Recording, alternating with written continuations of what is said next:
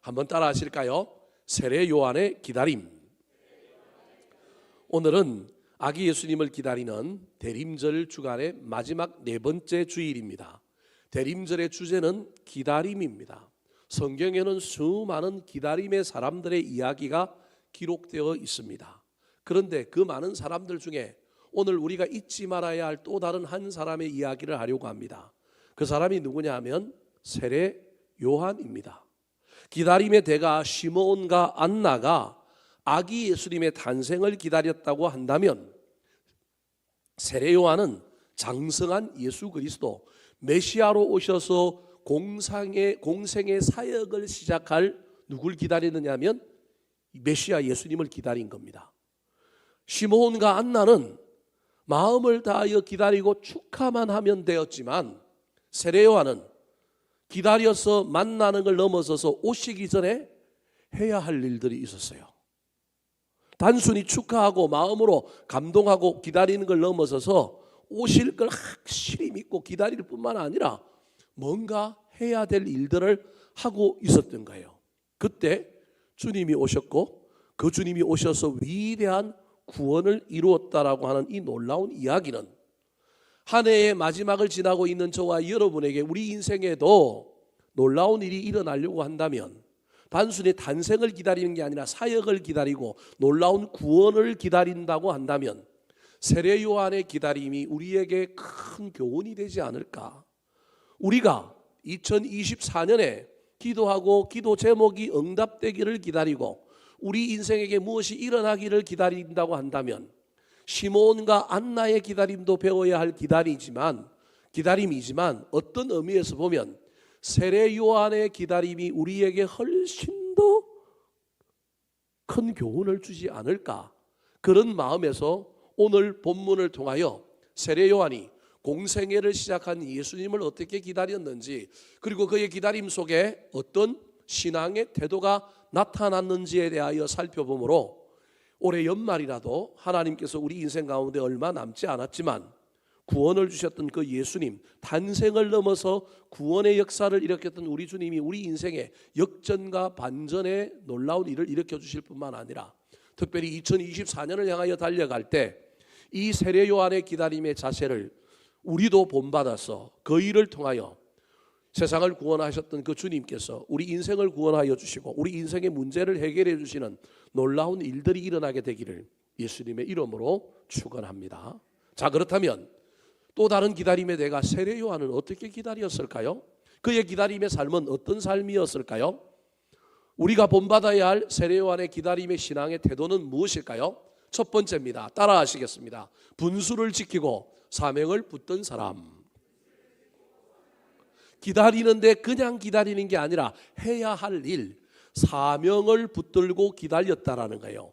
기도하고도 기다려야 되고 사모하면서도 기다려야 되지만 시므온과 안나는 사모하고 기도하고 기다렸지만 자신의 삶을 어렵고 경건함으로 만들며 기다렸지만 세례 요한은 거기에 하나 플러스 무엇이 있었느냐 하면 나에게 맡겨준 일, 주님이 오시기 전에 내가 해야 될 일, 그 사명을 여전히 붙들고 있을 때 주님이 오셨고 우리 주님께서 온 인류를 구원하는 역사를 이룬 것처럼 우리 인생의 기다림의 열매가 맺으려고 한다면 그냥 사모함으로도 기다려야 되지만 그것을 넘어서서 하나님께서 나에게 주신 사명이 무엇인가, 그 사명을 기다림 속에서도 놓지 말고 붙들었으면 좋겠습니다. 특별히 그 사명을 붙들고 나아갈 때 내가 뭘 이루게 되면 교만해질 수도 있는데 교만하지 말고 뭐 했으면 좋겠다고요? 겸손하여 우리에게 주어진 분수를 넘지 않았으면 좋겠습니다.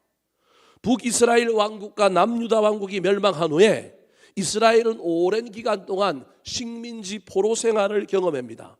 첫 번째로는 바벨론의 포로로 잡혀갔는데 그래도 하나님께서 70년 만에 돌아오겠다고 하는 그 약속을 지켜주셔서 바벨론의 포로로 갔던 사람들이 70년 만에 돌아왔습니다. 하지만 여전히 나라는 그 이후에도 계속하여 다른 나라의 식민지가 되었습니다. 뿐만 아니라 말라기라고 하는 선지자 이후에 근 400년 이상 동안 선지자가 나타나지 않았습니다. 선지자가 하나님의 말씀을 전해야만이 그 말씀 속에 빛을 보고 그 말씀 속에 길을 보고 달려가야 되는데 나라는 식민지요, 선지자는 끊어져 버린 겁니다. 그동안의 나라의 정세를 보면 바벨론 이후에 또 다른 나라, 즉 BC 332년에 헬라의 영웅 알렉산더라고 하는 대왕이 큰 군대를 이끌고 예루살렘을 또 점령하여 썰어버립니다. 바벨론 다음에 어디에 지배를 받게 되느냐 하면 헬라 제국의 지배를 받는 겁니다. 더 나아가서 헬라 제국이 통치가 끝나고 나니까 또 독립했으면 좋겠는데 독립 못하고 BC 63년에 로마가 쳐들어와서 또 식민지 생활을 하게 됩니다. 그러니까 여러분 건 400년 500년 이상 오랫동안 식민지 생활을 한 사람들이 누구냐 하면 유대인들, 이스라엘 사람들인 거예요. 우리는 일제 치하에 36년 있었는데 그것도 치를 뜨는데 여러분 400년 500년 이상 여러 나라가 바뀌어가면서 희망을 가졌는데도 나라는 바뀌었는데 여전히 우리나라는 독립하지 못하는 이런 상황 가운데 있는 이 백성들은 얼마나 고달팠을까요? 그럼에도 불구하고 그들에게는 그 고달픔 속에서도 지치지 않는 소망이 하나 있었는데 누가 온다고요? 메시아가 온다. 구약에 예언된 그 메시아가 오기만 하면 우리가 놀라운 역전과 반전을 이룰 것이다 라고 하는 소망이 있었단 말이에요. 그런데 그 소망에 불을 지핀 한 사람이 나타났는데 그 사람이 누구냐면 세례 요한인 거예요. 선지자가 끊어져 버렸는데 제사장의 아들인데 놀라운 선지자의 기백과 풍모와 기상과 그걸 가지고 있는 한 사람이 나타난 거예요. 세속에 때가 묻지 않은 약대 트롯을 입고 허리에는 가죽띠를 띠고 메뚜기와 석청을 먹고 어디에서 외치느냐 하면 도심지가 아니라 광야에서 말씀을 전하는데 도인 같은 거예요. 엄청난 야성이 살아있는 사람이 나타난 거예요. 회개하라, 천국이 가까웠느니라. 이 독사의 자식들아, 누가 임박한 진노를 피하라고 했느냐. 회개에 합당한 열매를 맺혀라. 외치는 소리마다 사람들의 가슴을 울리는 거예요.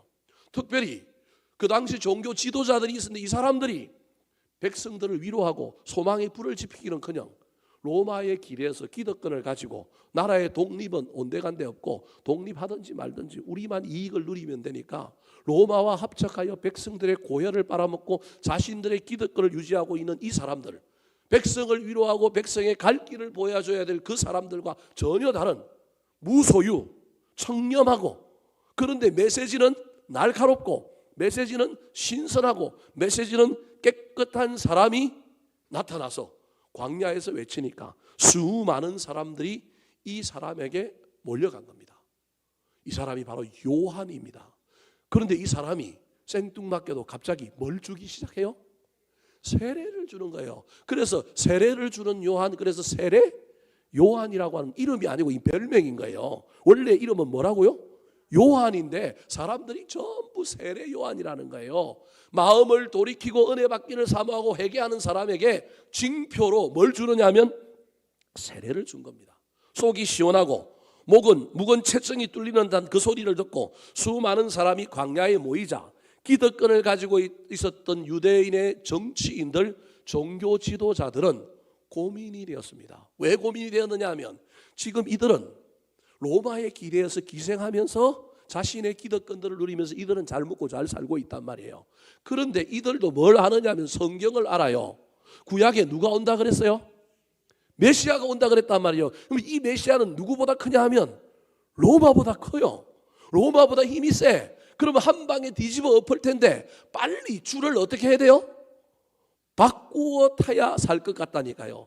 여러분, 이런 사람들은 이런 것에 기가 엄청 밝아요. 머리가 빨리 돌아간다니까요. 그래서 세례 요한이 나타났는데 만약에 이 사람이 메시아라고 한다면 우리도 빨리 이 사람에게 줄을 서야 되고 이 사람 밑에 가서 뭘 받아야 돼요? 세례를 받아야 되는 거예요. 로마보다 더 큰 사람이 오는데 지금 로마에 줄 서 있는데 빨리 줄을 바꿔야 되는데 이 사람이 구약에서 예언한 그 메시아인지 아닌지 궁금하단 말이에요. 그래서 확인만 되면 빨리 로마를 배신하고 줄을 갈아타고 싶어서 이 사람들이 누구를 보냈느냐 하면 사람을 보냈어요. 그 사람들이 강야에 있는 세례 요한에게 찾아와가지고 물어봅니다. 자, 뭐라고 물어봤을까요? 19절 말씀 같이 한번 읽어볼까요? 시작. 유대인들이 예루살렘에서 제사장들과 레인들을 요한에게 보내어 내가 누구냐 물을 때 요한이 증언이 이러하니라. 사람들이 물어서 너 누구냐?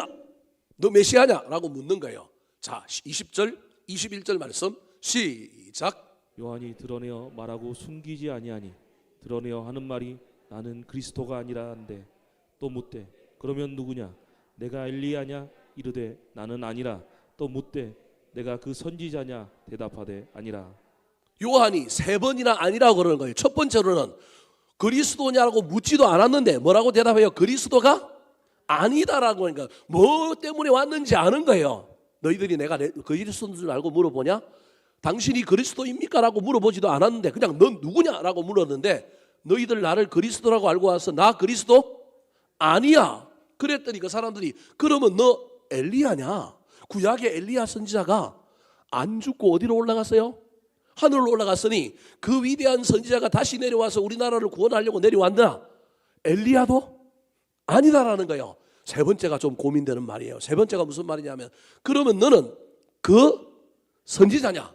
그 선지자라고 하는 말은 무슨 말이냐 하면 구약에 메시아를 예언했는데 메시아가 왔는데 누군지 모르면 안 되잖아요. 근데 누군지를 알려줄 선지자가 반드시 메시아 오기 전에 뭐 한다고요?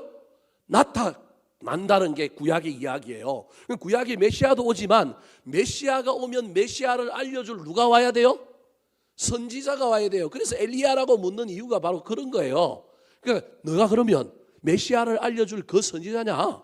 그랬더니 세례 요한이 뭐라고 얘기해요? 아니라고 얘기하잖아요. 사실은 아닌 게 아니라 어때요?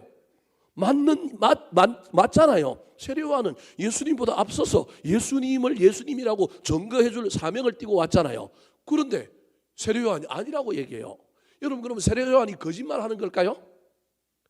저기에는 거짓말이 아니라 세례 요한이 뭐라고 얘기하고 있냐면 아니라고 하는 이 이야기는 그 선지자라고 하는 이야기에 사람들이 해독되어서 자기를 왕으로 삼고 자기를 따라다니면서 언제 선지자 옵니까?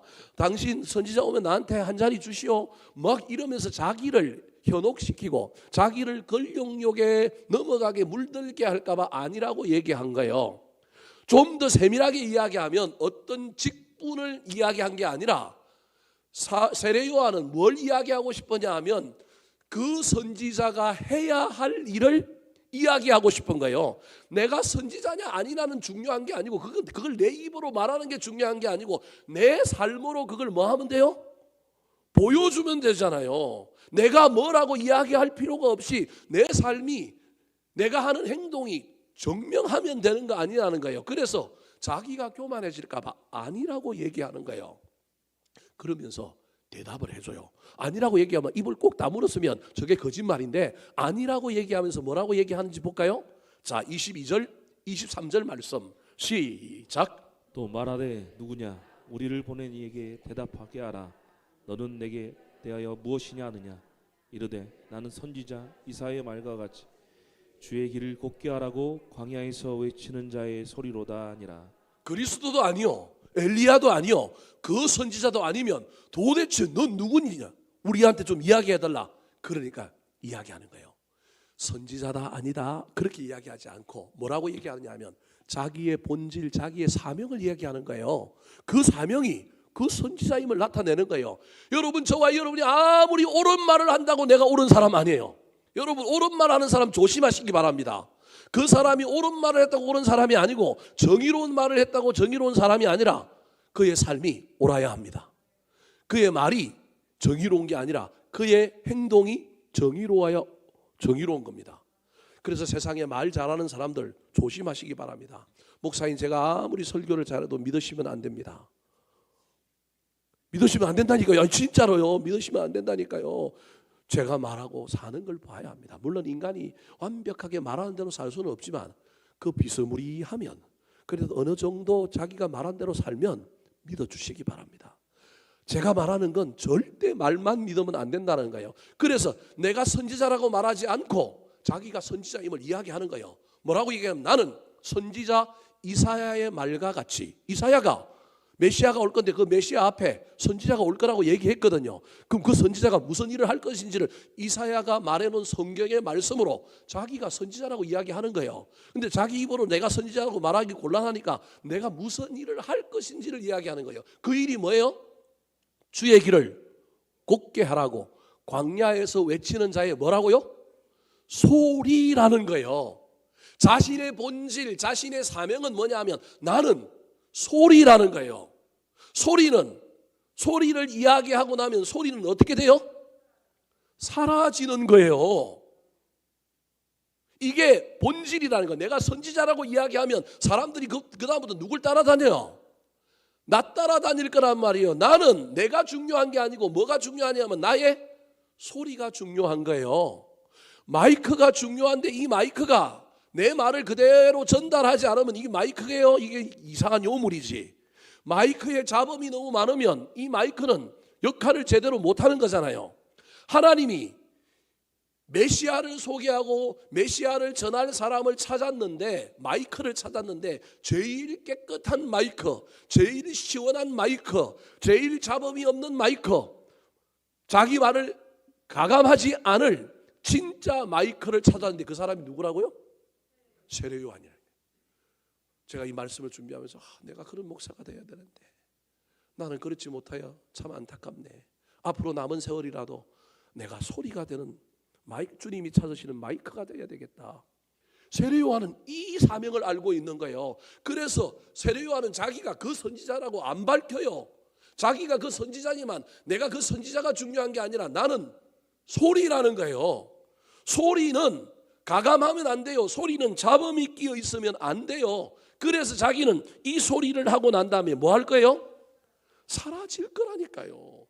사라질 소리를 바라보면서 사람들이 쫓아오면 큰일 나잖아요. 그런데 이 소리가 어디의 소리예요? 실내도 아니고 어디의 소리예요? 광야의 소리. 얼마나 쩌렁쩌렁하면, 얼마나 야성이 살아있으면, 얼마나 메시지를 가감하지 않고 전하면 광야에서도 모든 사람들에게 들리는 소리라는 거예요. 이게 누구의 이야기냐면 세례 요한의 이야기인 거예요. 사람의 말로 나오는 건 물론 사기꾼들은 말과 속이 다르지만 대체로 사람의 속에서 나오는 말은 어디 있는 거예요? 마음에 있는 거예요. 머리에 있는 거라니까요. 그러니까 지금 묻는 말에 나는 광야에서 외치는 자의 소리라고 이야기하고 있는 이 세례 요한의 고백은 실제로 그는 자신의 본질을 이 안에 가득 채우고 있는데 뭐라고 채우고 있냐면 나는 사라질 뭐라고요? 소리야. 그래서 훗날 그가 감옥에 갇혀버려요. 예수님은 공생의 사역을 시작하는데 그때 사람들이 와서 예수님에 대하여 진짜 저 예수님이 메시아입니까? 물어보잖아요. 그때 세례 요한이 뭐라고 얘기해요? 그는 흥하여야 하겠고 나는 쇠하여야 하리라. 이게 소리잖아요. 감옥에 갇혔는데도 여전히 자기의 사명을, 소리의 사명을 그대로 가지고 있는 사람. 여러분, 이런 사람이 탄생하신 메시아가 공생의 사역 구원의 역사를 일으킬 때도 만나는 사람이라는 것입니다. 사람들이 따라다닙니다. 여러분, 그러면 내가 무슨 노릇할 가능성이 많아요? 왕 노릇, 메시아 노릇 할 가능성이 있잖아요. 여러분, 권력욕은 어느 누구도 제어하기가 힘들어요. 누가 나한테 내년 총선에 국회의원 시켜준다고 사람들이 와서 나를 꼬시게 봐요. 목사인 저지만 나갈까요? 안 나갈까요? 정신 차리면 안 나가는데 속하면 나간다니까요. 뭐 내가 표를 얼마 갖고 있고 내가 뭘 어떻게 했고 너 나가면 된다고 그러면 이게 사람의 권력욕은 아무것도 보이지 않는 거예요. 그런데 세례 요한은요, 수많은 사람들이 따라다니잖아요. 세례 받으라고 머리를 디밀고 들어오잖아요. 얼마나 많은 사람들이 그를 추앙하고 지나가기만 해도 사람들이 그냥 움찔움찔 놀라고 겸손해지고 자기 앞에서는. 여러분이 이때 사람들이 너 누구냐고 물어요. 그때 내가 은근슬쩍 나 누구라고 얘기하고 싶어요? 그리스도다. 그것까지는 양심에 걸려서 못한다고 한다면 나 누구라고요? 그 선지자다. 나 따라다니면 누구 만나게 된다? 메시아 만나게 된다. 여러분 이럴 수 있잖아요. 그런데 그 선지자라고 얘기 안 해요. 겸손하여 나는 뭐라고요? 소리다. 사랑하는 성도 여러분, 내년에 무엇을 기다리시렵니까? 올 년 만에 혹시 저와 여러분이 기다리고 있는 것이 무엇입니까? 저와 여러분의 사명이 무엇인지를 깨닫고 그 사명을 붙들고 가시기 바랍니다. 세례 요한은 분수에서 벗어나지 않았습니다. 상황이 그를 벗어나게 만들 수 있는 충분한 상황이 되었음에도 불구하고 욕심에 자기 마음을 빼앗기지 않고 소리라고 하는 정체성을 붙들고 여전히 나아갔던 것처럼 우리에게 맡겨진 사명 붙들고 나아갈 때 하나님께서 역전과 반전, 기다리는 그 무엇을 우리에게 주시는 놀라운 일들이 올 연말과 내년에도 일어나게 되기를 예수님의 이름으로 축원합니다. 두 번째, 또 다른 기다림의 대가 세례 요한은 어떻게 기다렸을까요? 그의 기다림에서 우리가 배워야 할 건 무엇일까요? 따라 하시겠습니다. 남을 높이고 자신을 낮춘 사람. 기다리는 사람은 이 기다림 안에 열정도 있고 기대감도 있고 소망도 있어야 되지만 기다림을 가지고 있는 사람은 마음에 무엇이 있어야 되느냐 하면 겸손함이 있어야 합니다. 여러분, 겸손과 교만의 차이를 제가 여러분에게 알려드릴게요. 마음이 섭섭하면 교만입니다. 잘 기억하십시오. 잘 살다가 내가 마음이 섭섭해지기 시작하면 그 상태는 교만은 아니지만 그로부터 시작하여 내가 뭐해질 가능성이 많다고요? 교만해질 가능성이 많습니다. 내가 평상시 살다가 공감이 되고 소통이 일어나고 이해가 되고 긍휼이 여겨지면 내가 어디로 향하여 가고 있느냐 하면 겸손을 향하여 가고 있습니다.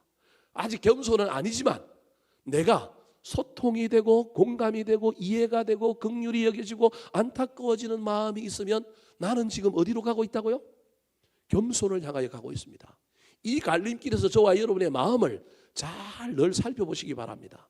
내 마음대로 잘 안 되지만 저와 여러분의 마음이 지금 어디로 향하여 가고 있는지에 대한 이 명확한 두 개 기준을 가지고 잘 살펴보시기 바랍니다. 기다리는데 흥얼거리기도 하고 기다리는데 소망도 있고 기다리는데 뭔가 열정을 가지고 사모함을 가지고 기다리지만 그 기다림의 내면에는 무엇이 있어야 되느냐 하면 그 기다리는 사람을 만날고 그 사람을 향하여 내가 가지고 있는 기본 태도는 무엇이어야 되느냐 하면 겸손이어야 합니다. 세상에 예의 바른 사람이 참 많이 있습니다.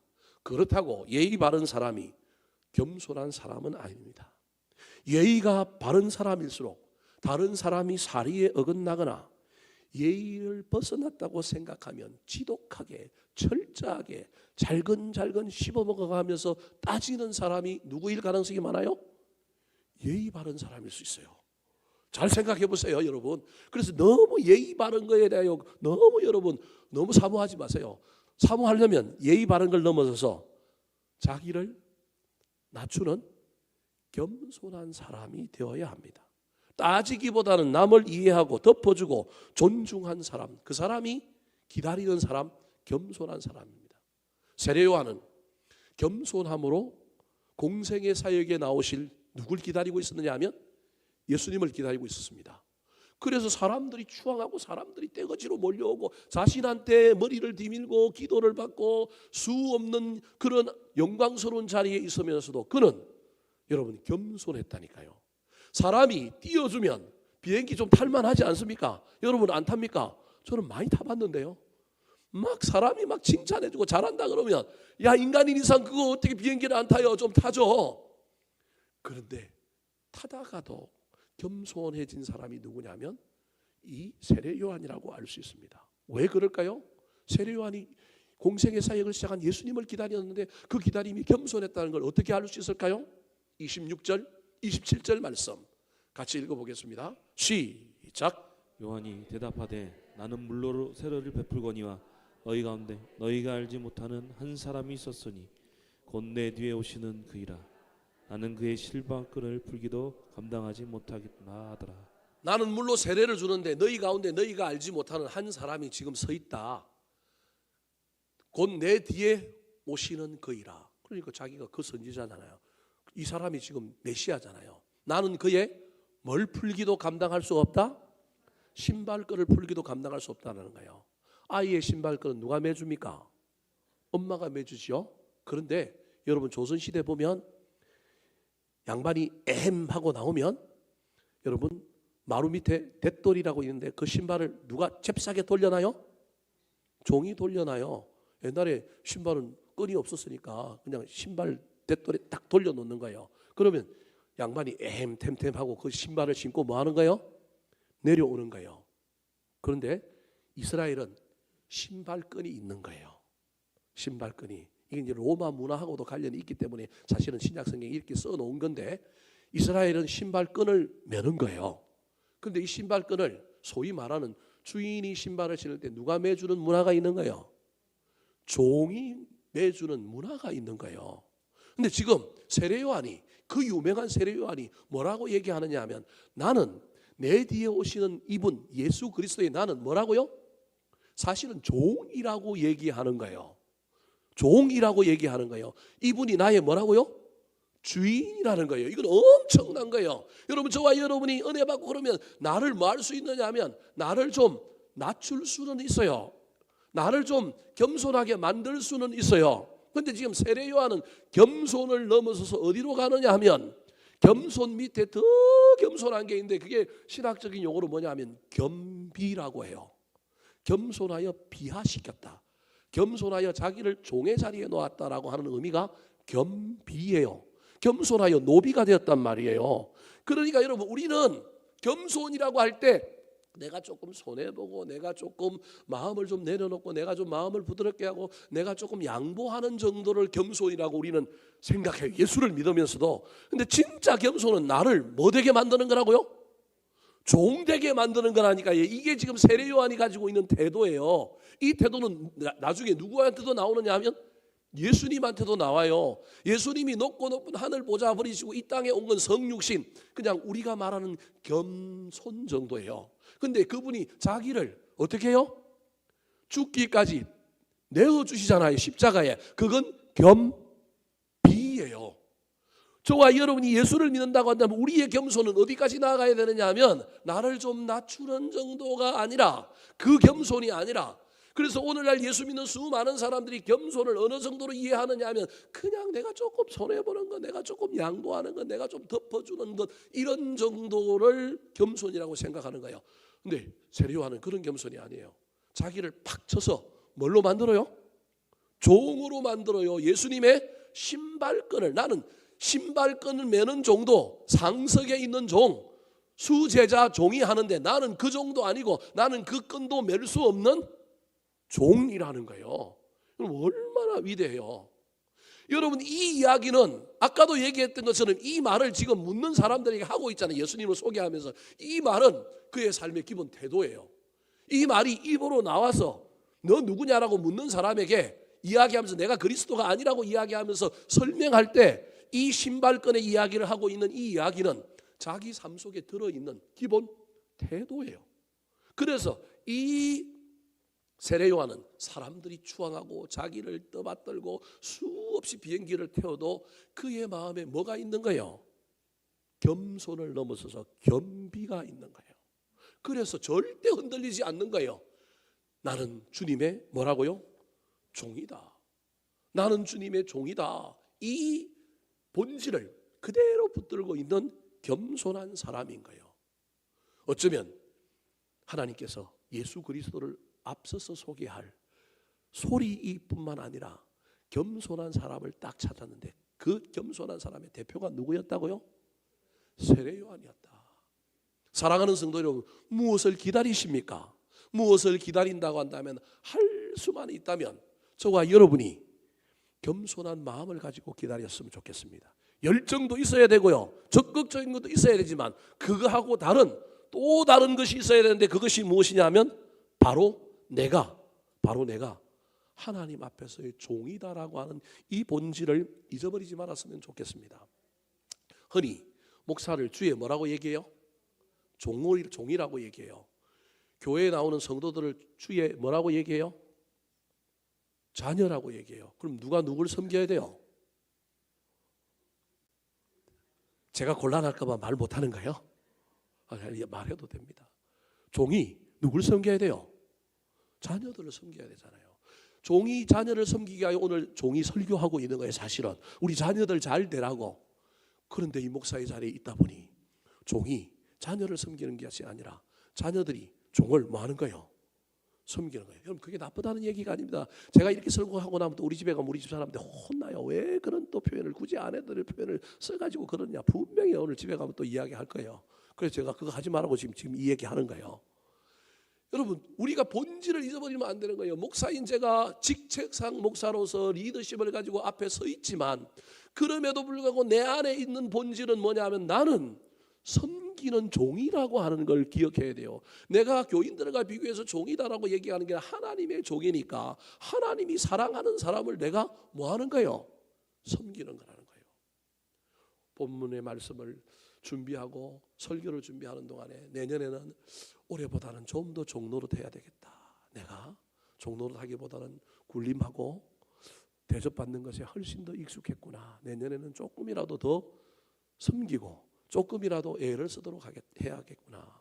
인간인지라 제도 속에서 어쩔 수 없는 문화와 관행이 있고 또 우리 어르신들은 옛날부터 해왔던 게 있기 때문에 쉽지 않지만 요즘 젊은 세대들은 또 전혀 다르게 행동하는 부분도 있지만 그럼에도 불구하고 우리 각자에게 주어진 역할 속에서 우리 모두는 다 종이요. 우리 모두는 다 뭐 하는 사람이라고요?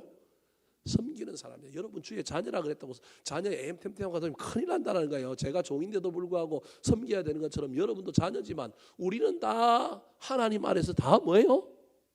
종이라니까요. 다 뭐 해야 되는 사람이라고요? 섬겨야 되는 사람들이라는 거예요. 이걸 잊어버리면 안 되는 거예요. 그래서 세례요한이 자기 집 놔두고 아버지가 제사장인데 좋은 집이 있단 말이에요. 지금 어디에 있어요?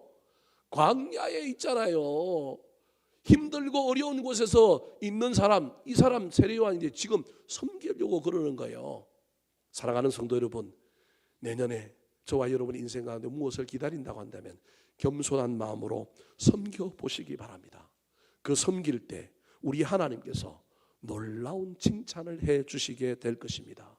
하나님이 이런 소리로서의 사명을 붙들었을 뿐만 아니라 겸손한 종의 삶을 살면서 기다렸던 이 세례 요한을 위하여 칭찬했습니다. 우리 일대지 앞에 있는 것으로 갑니다. 방송실 마태복음 11장 11절 말씀 한번 보여주실까요? 자, 앞으로 넘기면 됩니다. 같이 읽겠습니다. 시작. 내가 진실로 너에게 말하노니 여자가 낳은 자 중에 세례 요한보다 큰 이가 일어남이 없도다. 그러나 천국에서는 극히 작은 자라도 그보다 크니라. 여자가 낳은 자 중에 제일 큰 자가 누구라고요? 세례 요한. 왜? 소리니까. 소리니까. 깨끗한 소리니까. 왜? 종으로 뭐 하는 사람이라고요? 섬기는 겸손한 사람이니까. 그런 여자가 낳은 자 중에 이 사람보다 큰 자가 없다. 사람은 몰라줘도 누구는 아느냐 하면 우리 주님은 하나님은 압니다. 그 하나님이 저와 여러분의 인생에 나타나셔서 우리에게 역전과 반전, 우리가 기다리던 그 기다림의 놀라운 구원들을 이루어 주시는 역사가 일어나게 되기를 예수님의 이름으로 축원합니다. 마지막입니다. 세례 요한이 기다림의 대가였는데 그가 어떻게 기다렸을까요? 따라 하시겠습니다. 세상에 그리스도를 정언한 사람. 자, 기다렸던 세례 요한, 공생의 사역을 시작하여 구원의 놀라운 역사를 일으킬 그 메시아를 기다렸던 세례 요한. 그 세례 요한은 자기의 사명이 무엇인지를 분명히 알았습니다. 소리로 소개하고, 소리는 뭐 한다고요? 사라지는 뿐만 아니라 자기는 종이라고 하는 사실을 잊어버리지 않고 겸손하게 사역하면서 기다렸습니다. 그런데 그의 진짜 목표는 이 기다림 후에 주님을 만나고 난 다음에 해야 하는 일입니다. 그의 무엇이었을까요? 주님을 주인 메시아라고 뭐 하는 거예요? 소개하고 알리는 것입니다. 29절 말씀 같이 한번 읽어볼까요? 29절 시작. 이튿날 요한이 예수께서 자기에게 나오심을 보고 이르되 보라 세상 죄를 지고 가는 하나님의 어린 양이로다. 첫 번째 나와서 세례받고 난 다음에 이튿날에도 예수님이 지나가시는 걸 누가 봤느냐 하면 요한이 본 거예요. 설교하다가 많은 회중이 있는데 저 뒤에 예수님이 지나가거나 예수님이 그 회중들 모이는 속으로 잠시 무리 속에 군중 속에 들어있는데 큰 소리로 보라! 저 사람이 하나님의 뭐라고요? 어린 양이다. 그 선지자로서의 자기가 해야 될 사명은 뭐 하는 거예요? 정언하는 거잖아요. 메시아를 정언하는 거라니까요. 그래서 보라, 세상 죄를 지고 가는 하나님의 어린 양이라고 정언하는 거예요. 그렇다면 이 세례요한에게 수많은 사람들이 와서 세례를 받고 말씀을 들었을 텐데 예수님이 세상 죄를 지고 가는 어린 양 메시아인 줄을 어떻게 알았을까요? 그냥 턱 보면 알까요? 여러분은 사람 딱 보면 알아요? 첫째 날에, 둘째 날, 오늘 저 29절에 나오는 거 말고 첫째 날에도 회중들 앞에 있다가 너희 가운데 한 선 그 사람이 내 뒤에 오실 거이다. 나는 그 사람이 신발끈도 못 들 사람이다. 첫째 날에도 딱 예수님을 알아봤잖아요. 어떻게 알아봤을까요? 자, 33절, 34절 말씀 시작. 나도 그를 알지 못하였으나 나를 보내어 물로 세례를 베풀어 나에게 말씀하시되 성령이 내게서 누구 위에든지 머무는 것을 보거든 그가 곧 성령으로 세례를 베푸는 이인 줄 알라 하셨기에 내가 보고 그가 하나님의 아들이심을 증언하였노라 하니라. 신약에 와서 세례 요한이 세례라고 하는 것을 처음은 아니지만 공개적으로 세례라고 하는 것을 사회에 센세이션하게 일으키면서 시도를 했어요. 근데 이 세례라고 하는 이 작품이 세례 요한의 단독 작품이 아니라 누구의 작품인가요? 하나님이 하라고 해서 한 거예요. 사람들이 네가 말씀 전할 때 너한테 오면 너 뭘 주라고요? 세례를 주라는 거예요. 그 말을 듣고 이 세례를 한다는 건 구약에서부터 이미 세례라고 하는 제도가 있었다라고 하는 걸 알 수 있어요. 사실은 저 이야기 속에서. 여하튼 지금 세례 요한이 하고 있는 이 세례는 세례 요한이 자기가 만들어서 한 게 아니고 누가 시켰느냐 하면 이 사명자로 메시아를 소개할 이 선지자가 되기 위하여 강야에 나갔을 때 하나님이 세례를 주라고 그런 거예요. 사람들이 너한테 나와서 회개하고 네 말을 들으러 오면 뭘 주라고요? 세례를 주라는 거예요. 그 이유는 뭐냐 하면 세례를 주는 사람 중에 성령이 임하는 사람이 있는데 그 사람이 누구라고요? 메시아다. 그러니까 세례는 엄밀한 의미로 하면 세례 요한이 세례를 준 건 누굴 구별하려고 준 거예요? 예수 그리스도 메시아를 구분하기 위한 방법으로 세례를 준 거예요. 그러면 여러분 생각을 한번 해보십시오. 자기한테 세례 받으러 온 사람이 뭐 몇 명 안 됐을까요? 아니면 수천 명, 수만 명이었을까요? 제가 보기엔 수만 명이 왔을 거예요. 그 수만 명의 세례를 줄 때 세례 요한의 세례 주는 태도와 마음이 어땠을까요? 저는 이렇게 생각해요. 성심을 다했을 거예요. 이 사람이 누구일 수도 있으니 메시아일 수도 있으니 온 힘을 다하여 이 사람이 옷을 어떻게 입었든지 선입견을 갖고 막 대충 하거나 그러지 않고 최선을 다해서 했을 거예요. 제가 우리 교회 부임하고 나서 송구 영신 예배 끝나고 난 다음에 한 3년 제가 우리 교인들 안수 기도를 했어요. 몇 년 안 했어요. 오래 할 거예요. 제가 2달 전부터 하나님께 기도하고 있어요. 왜 안 하다가 이제 하느냐 하면 이 목사 그래도 안수하고 기도하고 내가 능력이 없지만 내가 준비하여 하나님께 기도하는 가운데 내가 교인들 안수할 때니 하나님이 이때 은혜를 주시고 이 안수로 말미암아 교인들에게 큰 은혜와 축복이 있고 또 놀라운 역사도 일어나게 해주십시오. 이 믿음 가지고 제가 하려고 그래요. 근데 왜 그동안에는 못했느냐? 첫째 해 하는데요. 이 가족별로 해야 되는데 가족별로 안 하고 무슨 별로 한 거예요? 개인별로 한 거예요. 여러분 안수기도가 얼마나 힘든지 여러분 잘 모르죠? 예? 첫째 사람 기도하는데 둘째 사람이 뒤에 있어 그 기도 들어요 안 들어요? 그러면 기도를 어떻게 해야 돼요? 여러분 이 고민을 목사의 고민을 잘 모를 거예요. 다르게 해야 되잖아요. 그런데 이게 영역이 있어야 하면 이 사람의 필요가 뭔지 영적인 상황이 뭔지 그게 탁탁탁 맞게 기도해야 되는데요. 그 기도하려면 예민해야 되고요. 그 기도하려면 준비를 많이 해야 돼요. 그래서 오는 교인들마다 그 기도를 딱 하는데 뒤에 사람이 듣고 있다고 생각하니 이 목사가 영역이 부족해가지고 다르게 기도하려고 하니까 용을 쓰는 거예요. 첫째 하고 난 다음에 제가 완전히 퍼져버렸어요. 이 기도도 해본 부흥사들이나 해본 사람들이 해봐야 되는데 저는 그런 목회 잘 안 하다가 첫째 해 와가지고 그걸 했는데요. 그나마 그때는 젊고 그나마 막 이게 기가 팔팔하니까 조금 힘들었지만 괜찮았어요. 둘째 해도 했어요. 셋째 해 하고 나니까 죄송합니다 여러분, 잘못하다가 내가 뭐 하겠다? 죽겠다. 여러분 이 목사가 강한 것 같지만 이런 면도 있어요. 여러분 이해를 해주셔야 돼요. 저도 인간이기 때문에 그러니까 이거 죽겠다 이거 이런 마음이 드는 거예요.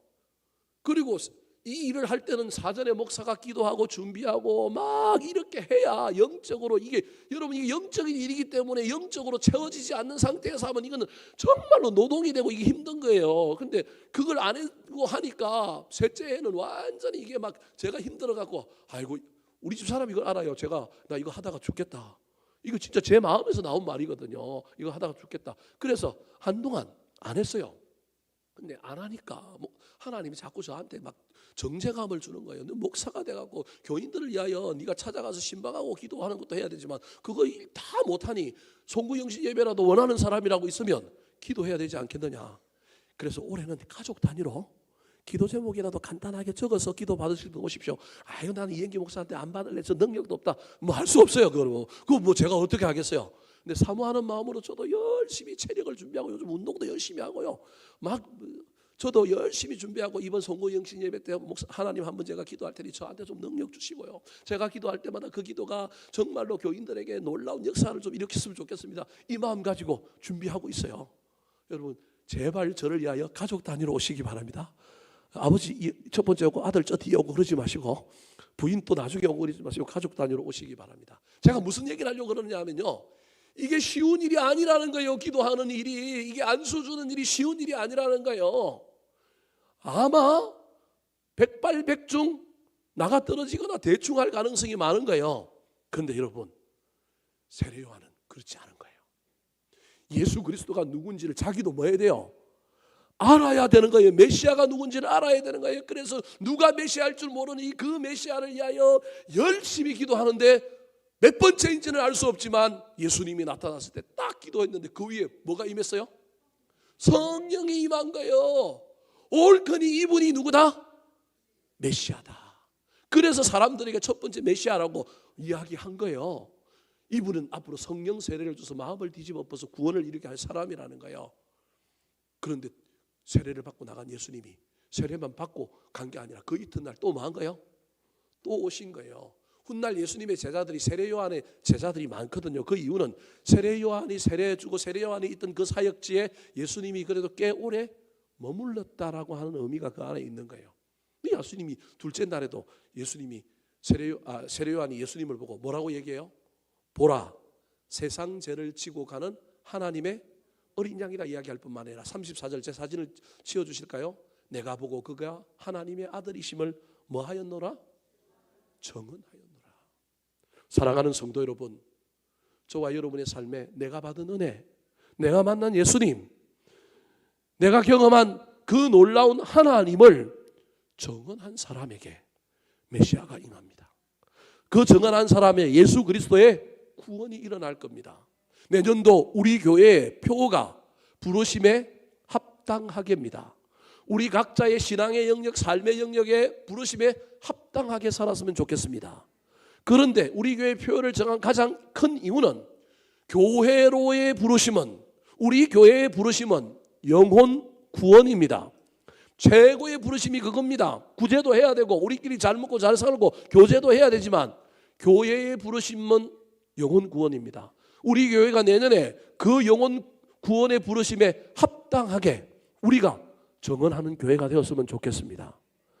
내 가족들에게도 내가 만난 예수님, 우리 교인들에게도 내가 만난 예수님, 세상에 나가서도 친구들에게도 내가 만난 예수님, 저와 여러분이 정언해야 되지 않겠습니까? 그때 누군가가 내가 만난 예수님으로 말미암아 내가 받은 복, 은혜를 얘기할 때 그가 공고함에 처했을 때 그래 네가 다니는 교회 나도 한번 가보자. 때로는 강력하게 내가 이런 복을 받았는데 너도 이 복 받았으면 좋겠는데 너 그렇게 살면 안 돼. 교회 한번 나와보지 않을래? 저와 여러분이 얘기해야 되지 않겠습니까? 그 다음은 주님이 하실 일이지 않습니까? 어디 가서 커피숍을 발견하고 음식점을 발견하면 누가 그 주인이 나한테 서비스 준 것도 없는데 사람들 만날 때마다 어느 음식점이 좋다고 어느 커피숍이 좋다고 심지어 안 가보면 뭐 할 거라고요? 후회할 거라고. 저와 여러분이 그 집에 선전대원으로 돈도 안 받고 그렇게 열심히 소개하면서 왜 내가 만난 예수님, 내가 경험한 은혜와 복은 저와 여러분이 정언하지 않습니까? 가장 정언을 잘할 사람을 예수님을 소개할 사람 세례요한으로 찾은 겁니다. 그래서 세례 요한이요 계속 예수님 증언합니다. 그 이후에도 감옥에 있을 때도 예수님 증언하고요. 세례 요한은요 계속하여 심지어 자기 제자들이 자기한테 왔다가 누구한테 가게 만들어요. 여러분 안드레, 빌립 다 누구 제자예요? 세례 요한 제자였다니까요. 세례 요한 제자인데 다 누구한테 보내요? 예수님한테 보내는 거예요. 물론 뭐 자기가 적극적으로 보낸 건 아니지만 가는 건 안 막잖아요. 나 같으면 막아요, 안 막아요?